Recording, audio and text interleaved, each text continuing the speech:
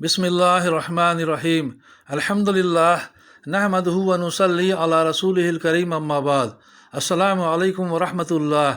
बुज़ुर्गों, दोस्तों, अज़ीज़ साथियों, आइए बाजमात नमाज से मुतालिक अहादीस का मुताला करें इंशाअल्लाह। दरूद शरीफ पढ़ लीजिए। अल्लाहुम्मा सल्ली अला मुहम्मदिन व अला आलि मुहम्मदिन व बारिक वसल्लिम। हदीस नंबर 66। हज़रत अब्दुल्लाह बिन अम्र बिन आस रज़ियल्लाहु अन्हुमा से रवायत है कि उन्होंने रसूलुल्लाह सल्लल्लाहु अलैहि वसल्लम को ये इरशाद फरमाते हुए सुना, जब मुअज्जिन की आवाज़ सुनो तो उसी तरह कहो जिस तरह मुअज्जिन कहता है, फिर मुझ पर दरूद भेजो। जो शख्स मुझ पर एक बार दरूद भेजता है, अल्लाह ताला उस पर उसके बदले 10 रहमतें भेजते हैं।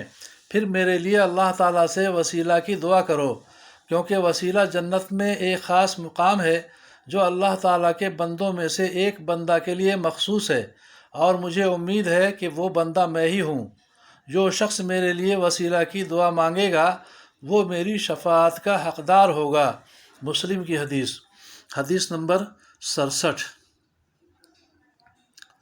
हज़रत जाबिर बिन अब्दुल्लाह रज़ियल्लाहु अन्हुमा से रवायत है कि रसूलुल्लाह सल्लल्लाहु अलैहि वसल्लम ने इरशाद फरमाया, जो शख्स अज़ान सुनने के वक्त अल्लाह ताला से ये दुआ करे, अल्लाहुम्मा रब्ब हाज़िहि दावति ताम्मति वस्सलातिल क़ाइमह आति मुहम्मदनिल वसीलता वल फ़ज़ीला वबअसहु मक़ामम महमूदनिल्लज़ी वअत्तह इन्नका ला तुख़लिफ़ुल मिआद। तो क़यामत के दिन उसके लिए मेरी शफ़ाअत वाजिब हो गई। दुआ का तर्जुमा है, ऐ अल्लाह, इस पूरी दावत और अज़ान के बाद अदा की जाने वाली नमाज के रब मुहम्मद सल्लल्लाहु अलैहि वसल्लम को वसीला अता फ़रमा दीजिए और फ़जीलत अता फ़रमा दीजिए, और उनको उस मुकाम महमूद पर पहुँचा दीजिए जिसका आपने उनसे वादा फ़रमाया है। बेशक आप वादा खिलाफ़ी नहीं करते। बुखारी बैहक़ी। हदीस नंबर 68। हज़रत जाबिर रज़ियल्लाहु अन्हु से रवायत है कि रसूलुल्लाह सल्लल्लाहु अलैहि वसल्लम ने इरशाद फरमाया, जो शख्स अज़ान सुनकर ये दुआ मांगे, अल्लाहुम्मा रब्ब हाज़िहि दावति ताम्मह वस्सलातिन नाफ़िअह सल्ली अला मुहम्मद वर्ज़ा अन्हु रिज़न ला तस्ख़तु बादह, अल्लाह ताला उसकी दुआ कबूल फरमाएंगे। दुआ का तर्जुमा है, ऐ अल्लाह, ऐ इस मुकम्मल दावत यानी अज़ान और नफ़ा देने वाली नमाज के रब, हज़रत मुहम्मद सल्लल्लाहु अलैहि वसल्लम पर रहमत नाजिल फरमाइए और आप उनसे ऐसे राज़ी हो जाएं कि उसके बाद कभी नाराज़ न हो। मुस्नद अहमद। हदीस नंबर 69। हज़रत अनस बिन मालिक रज़ियल्लाहु अन्हु से रवायत है कि रसूलुल्लाह सल्लल्लाहु अलैहि वसल्लम ने इरशाद फरमाया, अज़ान और अक़ामत के दरमियानी वक्त में दुआ रद्द नहीं होती, यानी दुआ कबूल होती है। सहाबा किराम रज़ियल्लाहु अन्हुम ने अर्ज़ किया, या रसूल अल्लाह सल्लल्लाहु अलैहि वसल्लम, हम क्या दुआ मांगें? आप सल्लल्लाहु अलैहि वसल्लम ने इरशाद फरमाया, अल्लाह ताला से दुनिया व आखिरत की आफ़ियत मांगा करो। तिरमिज़ी की हदीस। हदीस नंबर 70।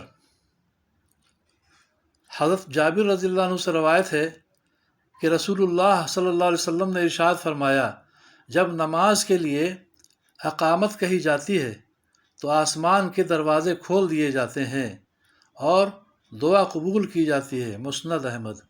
हदीस नंबर 71।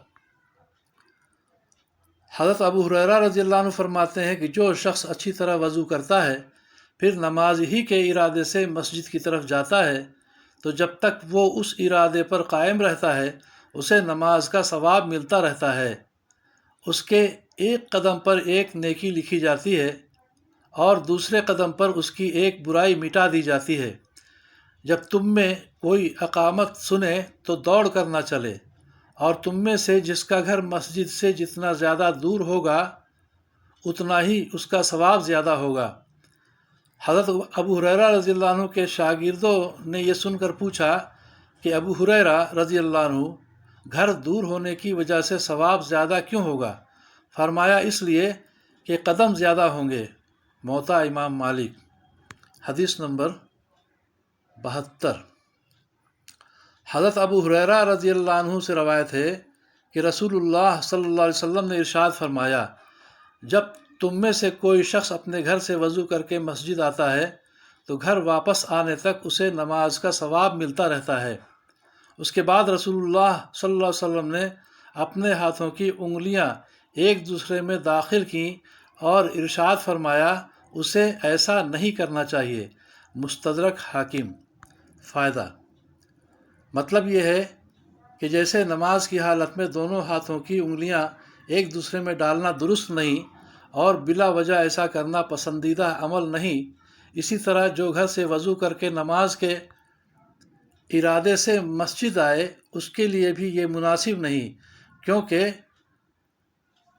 نماز کا ثواب حاصل کرنے کی وجہ سے یہ شخص بھی گویا نماز کے حکم میں ہوتا ہے، جیسا کہ دیگر روایات میں اس کی وضاحت ہے۔